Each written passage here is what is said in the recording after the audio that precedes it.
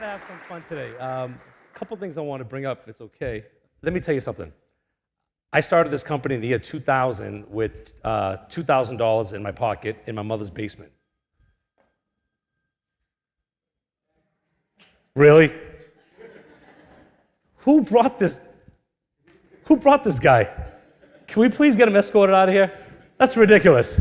I've never had a phone ring during, and I was about to do something really nice and sappy too. Thank you, appreciate that. I'll be picking on him for the next half hour, guys, okay? What do you think? Yeah, thank you. Anyways, started this company, my company, with $2,000 in my mother's basement. So anybody here, raise your hand if you have a child under the age of 30 living at home. Raise your hand. I was too. That was me. I was 29 and lived in my mother's house. So good things will happen. Trust me, okay? It's gonna be okay. At least they have health care, right? Which is nice.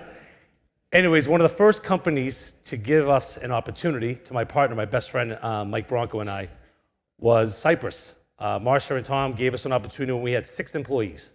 Today we have 165.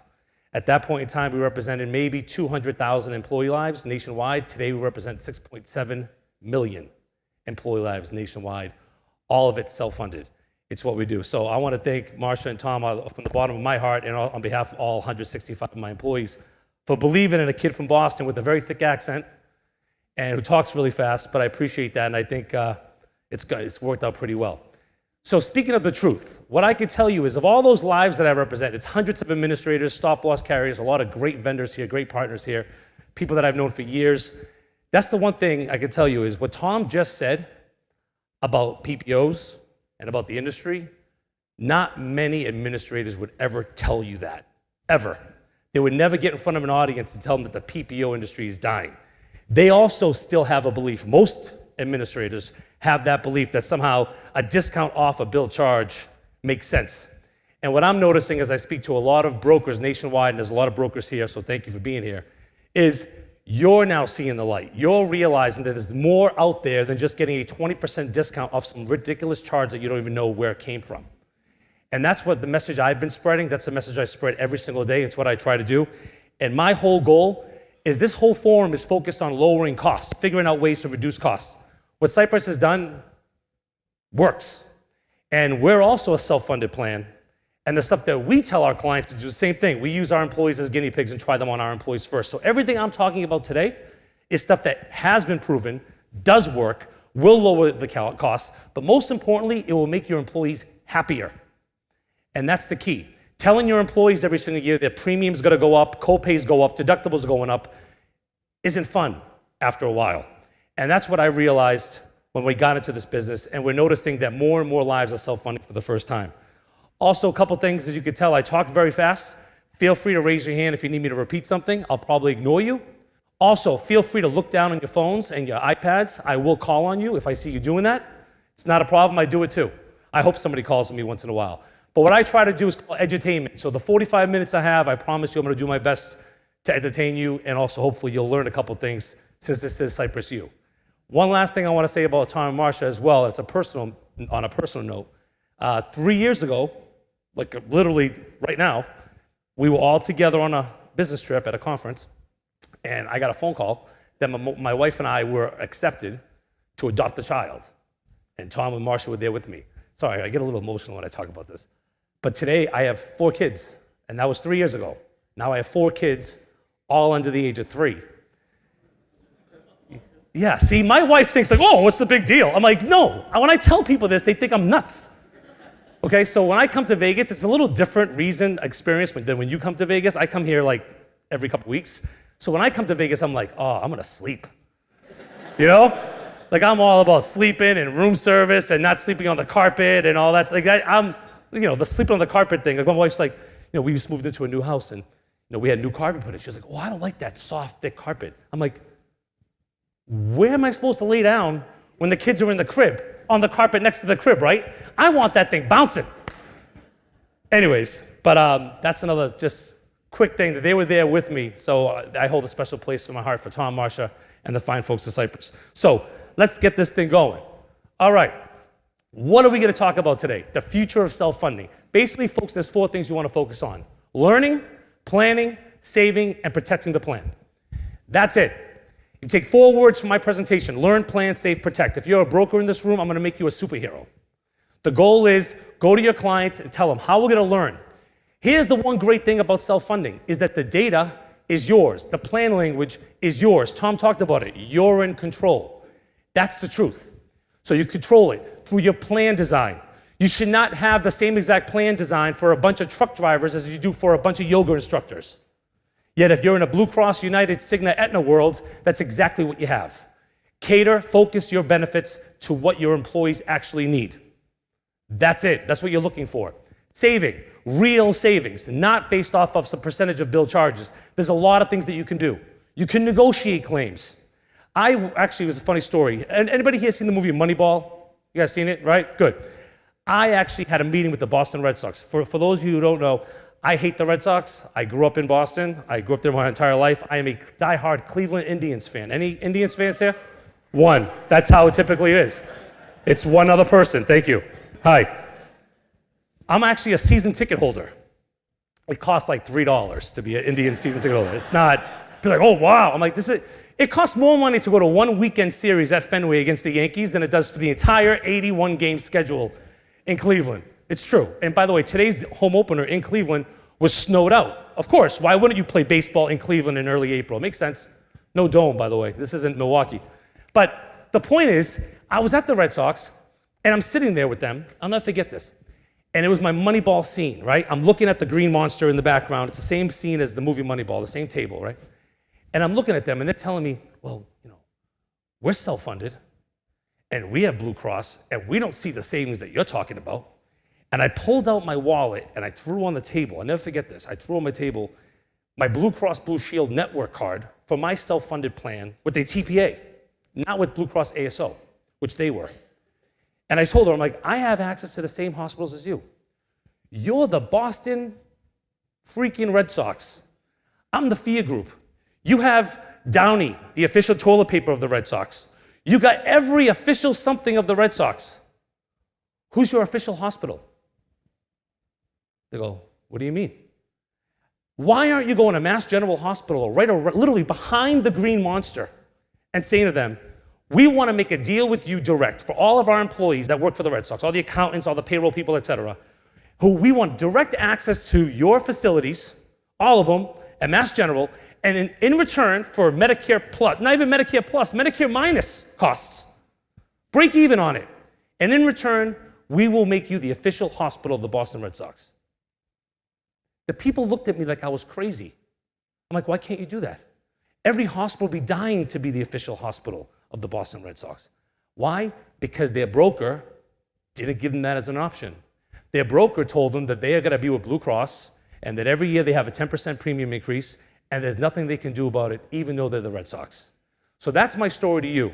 If my little company in Braintree, Massachusetts can do direct contracts, so can the Red Sox. So can you on behalf of your clients. The number of phone calls I get from I get a 20,000 life TPA, or a small boutique broker in Green Bay, Wisconsin, that comes to me and says, we want to do X, Y, and Z, and we help them do it.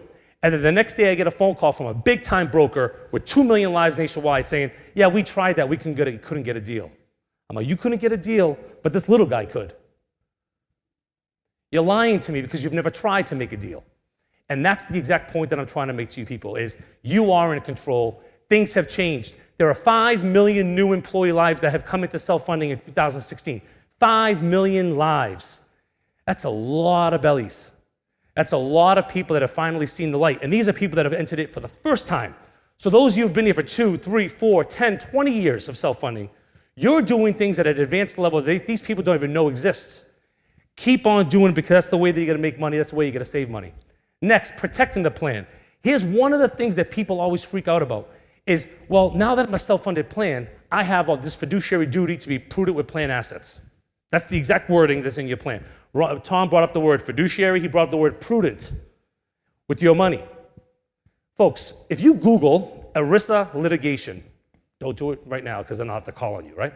If you Google ERISA litigation, what you're going to see is everyone's talking about one thing, 401k plans. Oh, they screwed up my 401k, and they sue the financial advisor, or they sue the financial companies. Most individuals that come to our industry from Wall Street, you know what they say about our industry? They think it's the Wild West. They go, what is this? This is crazy. In the financial world, if you're able to save 1 to 2 points, meaning 1 to 2%, you're a hero. In our industry, if you're a vendor, you should be able to look at a claim and in 10 minutes save 25%. It is the Wild West. There are savings opportunities everywhere, but yet no employee of any union plan has ever sued the union for a breach of fiduciary duty for just wasting their money away. That's hard-earned money for that coal miner or that school teacher or that truck driver that is just being spent. $1.2 million claim, oh, we got a 20% discount, we paid $800,000. Are you kidding me? It cost them $100,000 to actually perform the service and you're paying $800,000 after the discount. How is that not a breach of fiduciary duty? Yet you never see it. Why? Because most people don't know about it. Most people, when they look on there, and again, I'm a business owner, when they look at their profit and loss statements, when they look at the expense for health insurance, they look at it as a fixed cost. It's no different than a lease. They think, oh yeah, that's what it's gonna be, add 5%, add 10%, add 15%. They don't realize that you can make that number smaller. And that's all we try to do on a daily basis. And folks, if you actually try, brokers in the room, if you actually care, it's easy. This is not hard. Trust me, I can do it, okay? It's not that hard. My mother, who came here from Poland at the age of 18, who barely can speak English, can negotiate claims better than some of these network discounts you're getting. I've seen network discounts of 3%, 0%. What's the point? Why even make a deal? Why even have them in the network? Just pick up the phone, call them out, go, I'll pay you tomorrow and get a 15% discount.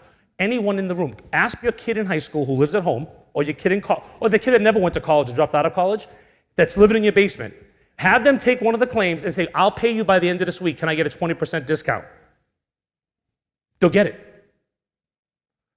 But that awesome PPO you use gets you 3%. Not a silence, pure silence. And that's what I want you to realize, and I want that to resonate. So why do we see all these plans come into self-funding for the first time? Let me tell you why. And folks, the folks that you listen to, when you hear them say, we're gonna repeal Obamacare, I don't care if it's Hillary or Bernie or Trump or Cruz or Kasich, whoever it is, okay? This is not a Democrat-Republican thing. In fact, if you really look at, and I know the healthcare law inside and out, if you look at all the party politics behind it, the Republicans believe that every individual person should make their own healthcare choices. The Democrats believe in one system, like they have in Poland, okay, where everyone gets sick, no one gets care, but everyone can go to the hospital and everyone has insurance. Those are the two options that you have. Nobody, no party, nobody is looking out for the employer-based healthcare system. Nobody. And these guys all talk about what are you going to do to save healthcare? Oh, we're going to break down barriers and states and what? All you got to do is one thing. Look at the cost. Why does it cost so much? Why are they charging so much? And make those charges go down. That's it. But they won't do it. Why, folks? Because we have laws passed in this country. We have laws passed in this country making it illegal for us to negotiate on behalf of Medicare with pharmaceutical companies. Do you guys understand that? Albania can negotiate with the pharmaceutical company on the price of a drug. Medicare can't. You know why that law is there? Because the people that we elected passed it at 3 a.m. on the last day of a session.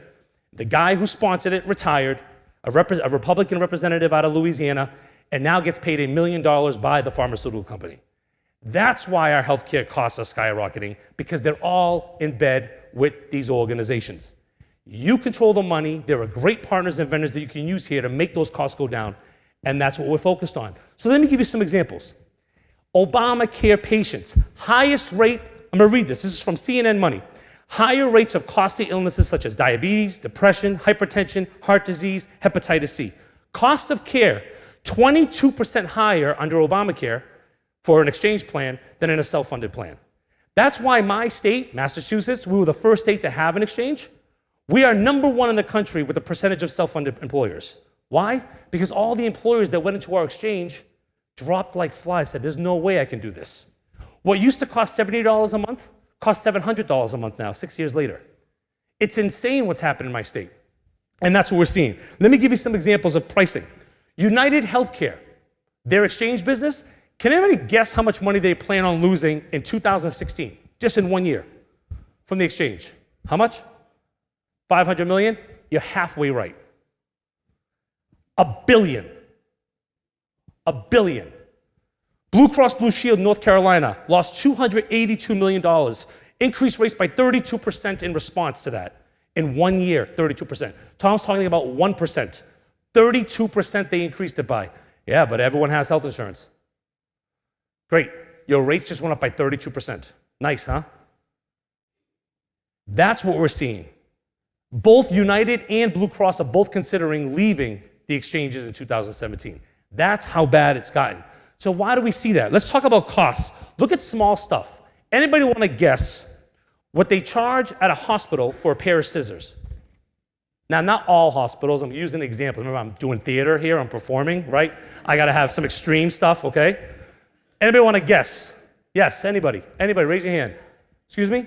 I said raise your hand, man. That's very rude just to yell out like that. How much? Okay, that's a little high.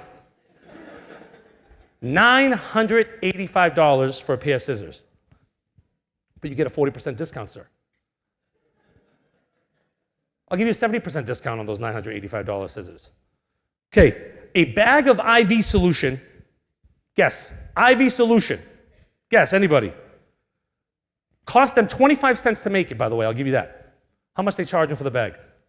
Yes, ma'am. $200 for the bag. Cost them 25 cents. And for this is the best one, a FRED. I didn't know what this was. A fog reduction elimination device.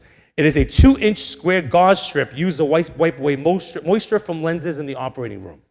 Gauze strip, 2 inches across. Square, sorry. $57 for the FRED. It's an innovative thing. It's a piece of gauze cut 2 by 2. That's what we're seeing. But that's the small stuff. But see, that's the stuff that people like to hear. That's the stuff that my wife would like to hear. Wow, that's really expensive. Guys, I don't even care if the rest of our lives they charge us $985 for scissors forever. That'd be fine with me. Because what's killing us are the big guys. Dialysis. Anybody here know DaVita? Is DaVita here? Fresenius here. So I can talk without getting sued again? Okay. 8 lawsuits. I don't care. I came from nothing. What's the worst that could happen? I start over again. Doesn't matter. I'm going to call it like it is because I'm a truth teller. So what I'm trying to tell you is DaVita and Fresenius, read their 10Ks, read their documents. You know what they say? They basically say they know they're going to take care of every single person that's wearing a light blue lanyard. They know that you have to pay for 30 months before that person gets to go on to Medicare, that you have to pay for dialysis treatment for the first 30 months on end-stage renal disease. And they know it, and they take advantage of you for it. Oh, and do they? And you're lucky if you get a pretty good discount. That's the kind of stuff. Air ambulance. Folks, air ambulance is one of the biggest crooks around. Why? Because they can be. That's what they want to do. Pharmaceuticals, you guys all know about the crazy cost of drugs. Hospitals, certain hospital systems, especially urban center hospital systems, they're typically charging 6 to 7 times more than the actual cost of care at those particular hospitals. And they say it's because of all the uninsured. I go, uninsured? What uninsured? I thought everyone's covered under Obamacare. Why do you have uninsured patients that are walking into your facilities? Still. The point being is there's a lot of culprits out there and why we're paying so much for healthcare. My job and your job is to find a way to eliminate them, and there are very good opportunities to do so, and here's how we're going to do it. So these are the 4 areas. When I talked about learn, plan, save, protect, here's what we need to do. First, preparation. Plan design, internal process setup, and data. Folks, luckily for you, the ones that are working with Cypress, they've been working with us for many, many years. You have the best plan language possible. In order to do all the things that Tom talked about, negotiating claims, not using PPOs, direct contractors and facilities. You have a lot of great speakers today and tomorrow talking about even direct contracting with hospitals and providers. Key stuff. It's all great, but you have to actually have the language in your plan doc to do it. This is where your strength comes in. And if you're with Blue Cross Blue Shield, or you're with United, or you're with Aetna, your problem is your plan doc is whatever they say it is. Your network is whatever they say it is. Because here's the difference. And I talk about transferring fiduciary duty to neutral third parties. They control your plan. In the ASO world, even if you're self-funded, so if it's your first year ever self-funded and you decide to not work with Cypress and you decide to work with with an ASO carrier, what they're going to say to you is very simply this. Listen, you've never been self-funded before. You got to take baby steps. We have a plan doc template here. It's already written. It doesn't matter if it's for your employees. We don't even care where your employees are located. We don't care what kind of employees you have. We wrote the plan doc for you. Our wellness plan is in there. Yeah, nice wellness plan. Oh yeah, you get a free discounted gym membership on the gym that you don't go to. Great, no problem. Here's your plan. Oh, the claims data? Yeah, we own that because it's proprietary. We can allow you to see how you're spending your money. It's literally like somebody says to you at a store, if you walked into Macy's or any store, forget Macy's, here we're like Nordstrom's or something high-end, Fendi. Yeah, sir, yeah, thank you for the money. Yeah, we can't give you an actual receipt. We're sorry. That receipt, the information on it, is proprietary.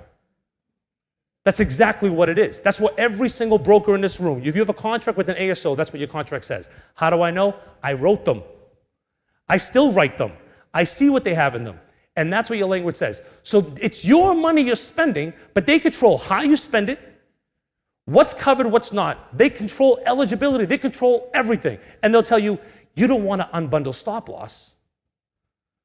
Great vendor, great stop loss partners in this room. Amazing ones. Some of the ones I've been working with for 15 years. They'll tell you, you can't unbundle it. Why?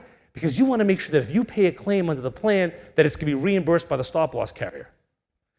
Can anybody guess what it would cost you to find out, if you read the stop loss contract, how much it would actually cost you to figure that out without them having to sell you their bundled stop loss? Maybe $1,000. Maybe. To read a 15-page document and find out any exclusions on things they wouldn't cover, any gaps in coverage. $1,000 maximum that you as a broker can identify for your clients ahead of time. So when you're on the golf course on a Friday afternoon and you're getting a phone call that stop loss carrier won't reimburse a claim, you would have known that 6 months ago by just reading the stop loss policy and have a third party review that policy. But that's what they're going to tell you, that you want stop loss bundled in. Why? Because they control you. That way, if you're with them next year, guess what happens next year? Your claim costs go up. Your premium goes up. They're controlling everything. The only thing you actually control is writing them checks because they decide how much to pay. When I took my mother a couple weeks ago, my mother's had MS for 15 years, and it's been a miracle, the fact that she can still walk and all those things. And we have access to the greatest hospitals in literally Mass General, Brigham and Women's, amazing facilities for especially with MS patients. And my mom needs to get an MRI. Now, my mom is a stubborn, she raised my sister and I as a single mom, 3 jobs. I mean, the woman, put it this way, on my phone, I have a saved voicemail from my mom from June of 2014. You know why I saved it? She actually says something nice about me on the voicemail. I swear to you, come to my booth and I'll show you. I'm not making this up. She said something nice. I saved that message because I'm like, oh wow, she really does love me. It's nice. The point I'm trying to say is they're telling her, yeah, well, you need an MRI and we're gonna set up an appointment at this place. Now I'm thinking to myself, Ma, there's an MRI facility a mile, not even a mile from her house. They want her to go 30 miles through traffic in downtown Boston, have to leave 2 hours early to go to their MRI facility. Why? Why? My mom thinks that their MRIs are made specially for MS patients. She does. It's because they own the facility and they can charge $4,000 for something that I can get done for $500 a mile away from our house. And she says, well, how are they gonna get the records there? I'm like, Ma, this isn't the Pony Express. They don't take the records, put it in a satchel, ride a horse downtown Boston and drop it off. It's called email, Ma. They email it. She still wouldn't do it because her doctor told her to go to that MRI center. Everyone's nodding. That's it. And that's how they know they get you. Because they know that as long as there's people like my mother, they will win every time. The only way you can change that is by incentivizing your employees to change the way they're doing things, change the way they're thinking. And the way you incentivize your employees to change the way they're thinking is by giving them one thing: money. That's what we do. So when I talk about plan design, you actually can give money to your employees to incentivize them to do different things. So let me give you a quick example.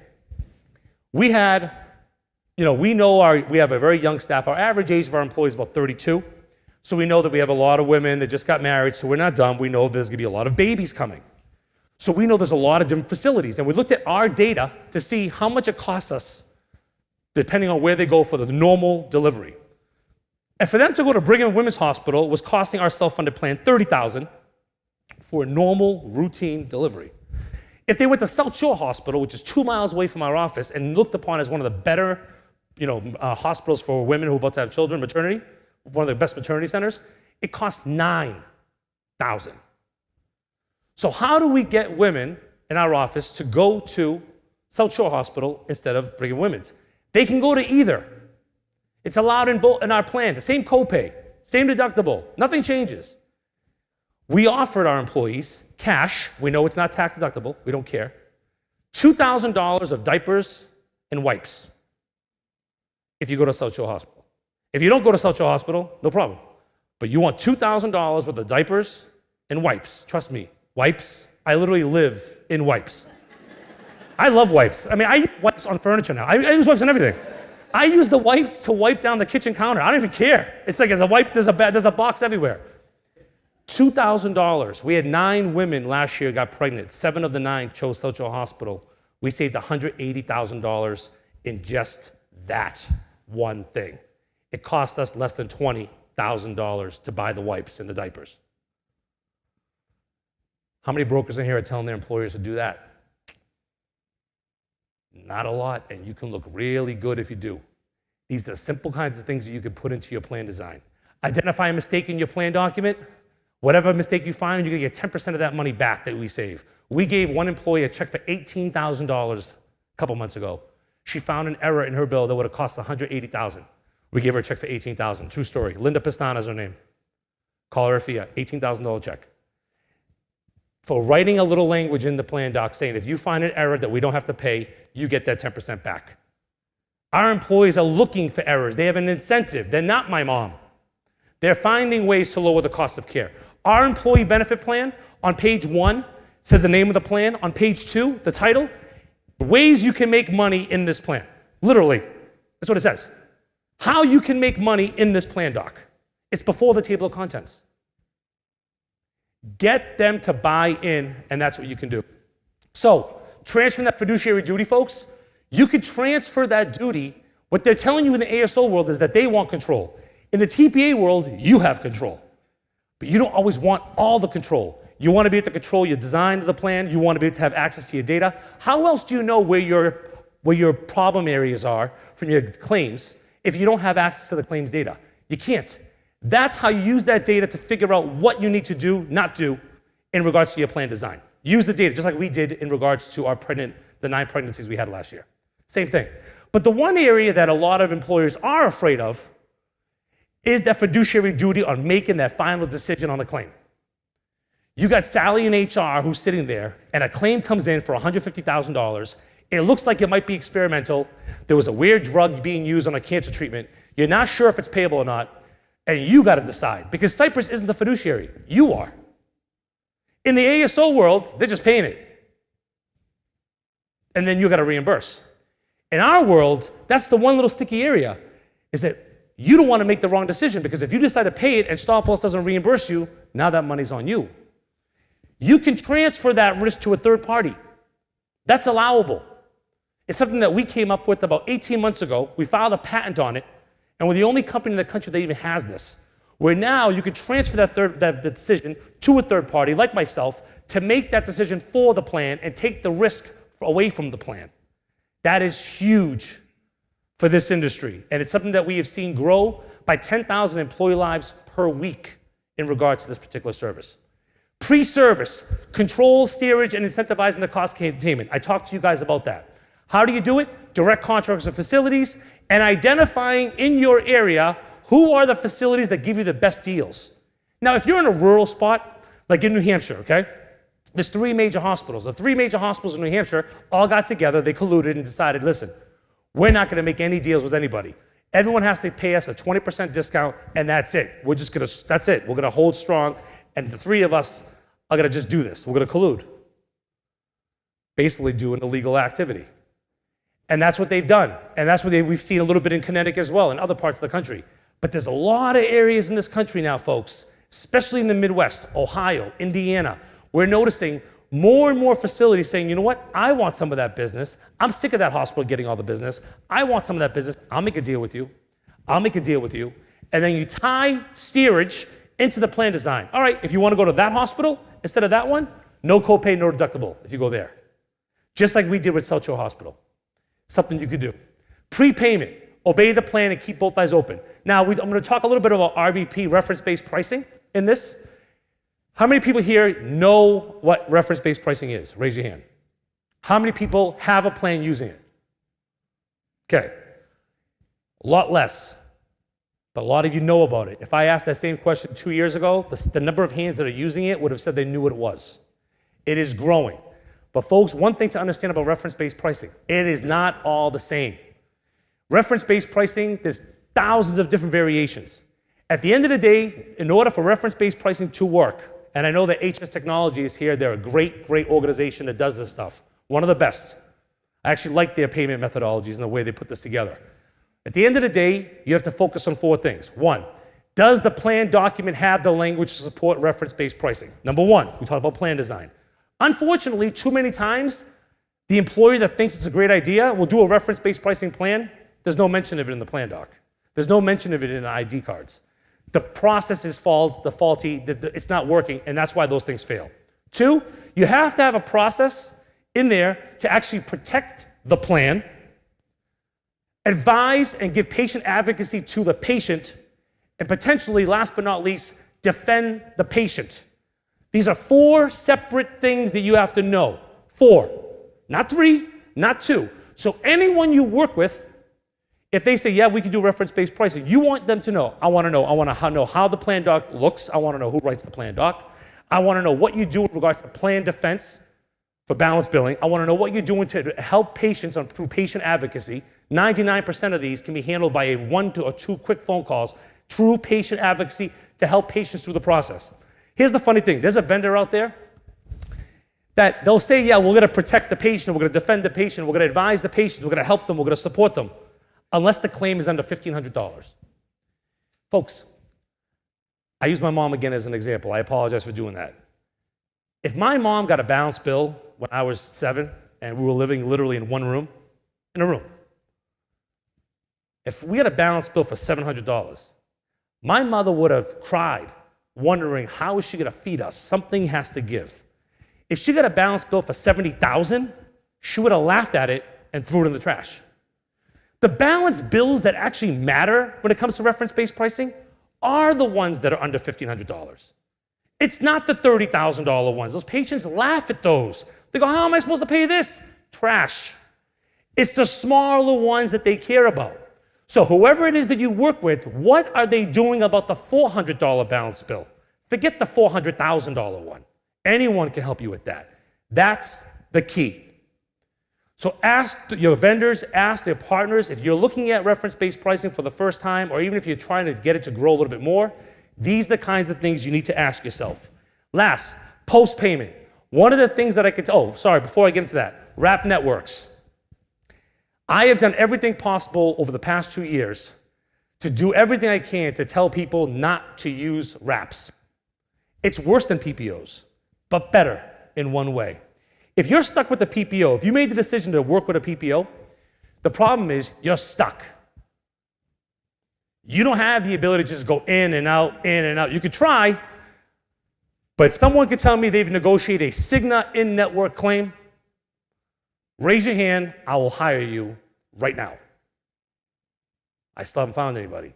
Hard, almost impossible. It's impossible. They'll just kick you out. They don't care.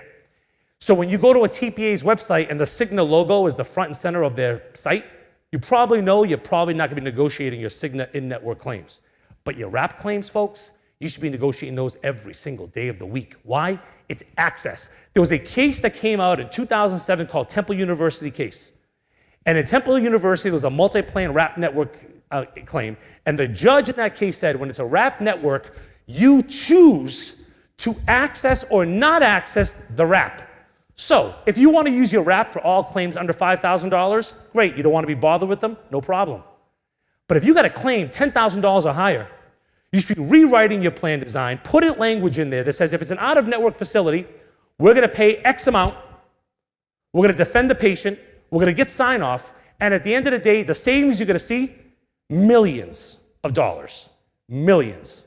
We've been writing these. So for example, we have written last year in my office 100,000 self-funded employee benefit plan documents. Of the 100,000, 1,000 were RBP, pure RBP, okay? 6,000 had RBP just for out-of-network. So reference-based pricing is growing, but where it's growing first is out-of-network claims. Can someone tell me the most expensive hospital in the US? Anybody? I got 7 minutes. Anybody want to tell me the most expensive hospital in the US? Guess. Excuse me? Baylor. Cleveland. Mayo. I get the same answers every time. Baylor, as I knew you were going to say Baylor. Cleveland Clinic and Mayo, I hear all the time. The third one I hear all the time, Johns Hopkins. Folks, if I told you Johns Hopkins is probably one of the cheapest hospitals in the country. Cheapest. You know why? Pricing rules in the state of Maryland. They have to disclose everything. There's laws saying how much they can charge. Mayo Clinic is one of the reasonable ones if you compare it to all the other ones out there. Cleveland Clinic is one of the cheapest. This is not cars. You're not buying cars. In our world, in the car world, higher quality, BMW, therefore higher price. In the healthcare world, the cost does not equate with quality at all. Zero. The highest priced hospital is an amazing facility, known worldwide for the amazing physicians they have. Their surgical teams are, no one can touch them. And it's the amazing Orlando, Florida Regional Medical Center. I mean, I know everyone here, if you were dying, your last option you had is pick any hospital you can go to, you would say, I'm going to Disney to see Orlando Regional Medical Center.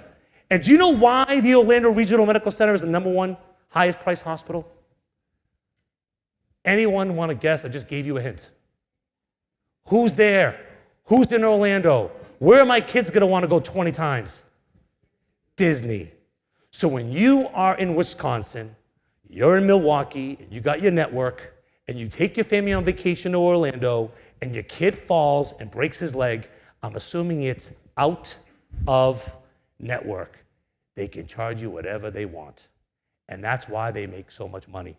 And that's why they charge as much as they do, and why they get so much as they get. Because you're going out of network, and your contracts say that if you go to an out-of-network facility, not Cypress contracts, so yeah, the other people that don't use Cypress on your plan design, it says, if you go to an out-of-network facility, we're going to pay you what the usual and customary charges are in this area.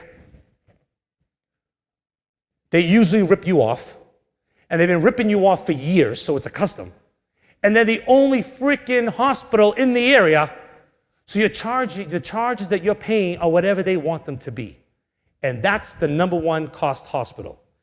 Change your language relating to unwrapping your network, and you will save your clients millions. And if you're a broker in this room and you love Blue Cross, great, use Blue Cross. Unwrap out of network. Simple. You'll make so much money for your clients, they'll never leave you. Because I know if I'm a broker, I'm worried every year that my client's gonna leave me. Either people thought you guys were all worried they're gonna leave you to go to the exchange. Remember that? Right? Yeah, the guy's laughing, right? Yeah, they're gonna leave. They'll come right back. Trust me, you could charge them more money after they leave to go to the exchange, and then they come back. The point is, you're worried about losing them just on commission. You're worried about losing them on premium. Another company trying to come in and get more business. This is how you get stickiness with your client, is doing something different than everyone else. And that is one option. Subrogation. Those of you who work with Cypress already work with them on subrogation. Let me tell you something about subrogation. It's very simple. Do you guys realize this? I want to ask you a very simple question. Ma'am, I'm going to ask you, okay? I apologize, I'm going to pick on you, yep. Can you tell me how you know what your friends have done over the past 3 months? Can you give me an example? Facebook, okay. Tell me the last time you, ma'am, what's your name? Christina, when's the last time you actually wrote a letter to one of your friends telling them about your summer? Tell me the last time, Christina, you wrote a letter to someone asking them about their winter break. Great. Do you realize, folks, in my competitors, all the competitors that I compete with, you know how they do every single subrogation question, how they find out about your subrogation, how they find out if a third party is responsible? They send you a letter on everything. You haven't written a letter probably ever in your life. Just go along with it. Come on, like really? Who are these people? Like just, it's a show, right? Yeah, of course. It's magic. You've never written a letter, but yet they send letters out to 80-year-old grandmothers asking them how they injured their ankle. They're old. They fell at home. That's how they injured their ankle. Stop wasting $2.37 every single time you send a letter out. That's the difference. Cypress uses data analytics. We're scrubbing data versus ISO databases. We're scrubbing data versus national litigation databases. We're finding out about lawsuits and class action suits before the people even know they're out there. If you guys stay home from work and watch Jerry Springer, the mesothelioma commercial where the guy goes, if you have a sore throat, you may be entitled to $3 million. You know that guy? They identify 12% of all the cases that exist. We identify the other 88. Right now in Kansas, there is a chemical spray that was utilized by farmers in the 80s and 90s that they have a link to a specific disease. Most patients, most farmers in Kansas have no idea about this. We do. So we take the claims data from all our clients to see if any of those people had those symptoms and those diagnosis codes or those procedure codes, and then link it up to settle national class action lawsuits against these firms. The money goes back to the plan because it's money you spent. Patient, they can file their own lawsuits, like 12% of them do, but you're not bothering a single patient. But that's your money coming back to you that these organizations, these corporations, these big Wall Street corporations should be paying for, not you. That's the difference. Last but not least, Medicare COB. Folks, it's getting trickier and trickier to deal with coordination of benefits. More and more facilities, trust me, if they have two ways to get paid, they're sitting there going, okay. It's like being at the craps table. Yes, they're sitting there, all right, I can bill Medicare or I can bill the self-funded employee benefit plan. Where do you think they want to get their money? Bang. So they just try, they roll the dice and hoping you're going to pay them when you really should have paid them. That's called coordination of benefits, folks. It's literally roulette. They're just playing the game, hoping you're going to pay. And millions upon millions upon millions of dollars are paid that way every year because the list and the rules and the coordination of benefit rules, et cetera, are so crazy to try to figure out that your typical claims examiner working for an administrator, there's no way they're able to figure it out. Certain infusions are covered by Medicare, certain aren't, et cetera. Dialysis, is it 30 months or 31 months? I'm not really sure. These are the kinds of things that you're looking at. So at the end of the day, folks, all I'm asking you to do is stick with this organization. They know what they're doing. They're truth tellers. They're not going to sit out there and just try to get their clients. What I think is pretty funny is I go to a lot of conferences where I speak on behalf of an administrator. I do this 70 times a year. I do this for a living. I love doing this because I get to see my clients and I get to meet actual employers who I'm trying to protect.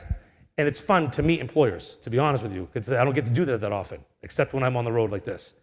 But the key thing you have to remember is if you go to an administrator and the number one thing they tell you is that 99.999% of all their claims are auto-adjudicated, then they don't really care about your dollar. They care about their dollar. And that's the one thing. A lot of the stuff that's being done by Cypress costs time, costs money. They're going to show it like it's easy for you to do, but trust me, this is not easy. It is very hard to pick up the phone and negotiate real deals with some of these facilities. It's much easier to auto-adjudicate it with a button and get a 25% discount off a hospital bill. Much easier, takes about half a second. So with that, I want to say thank you very much for the opportunity to be here. Thank you so much. Have a great day.